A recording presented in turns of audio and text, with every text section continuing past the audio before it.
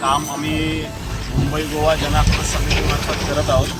आता आपला शिमग्याचा सण चालू होतो आहे, रहदारी वाढणार आहे, शुक्रवारपासून तर गाड्या जोरात असतील। रस्त्याचं काम तर मागच्या 14 वर्षापासून जे चाललं आहे ते तसंच आहे आणि हे काम खरं तर शासनाचं आहे आणि कॉन्ट्रॅक्टर्सचं आहे की त्यांनी हे सुरक्षिततेची जाणीव करून देणारे फलक लावले पाहिजेत।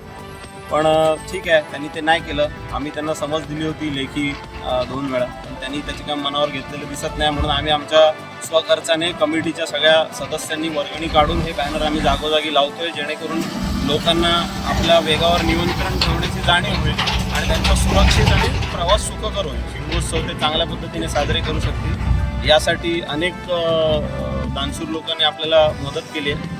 स्वहस्ते त्यांनी स्वतःच्या मर्जीने त्यांनी जे काय हे केले आहे, कॉन्ट्रीब्युशन केलं, त्यावरून आपण हे सगळे बॅनर वगैरे बनवले आहेत आणि आता आम्ही हे लावायची सुरुवात करू।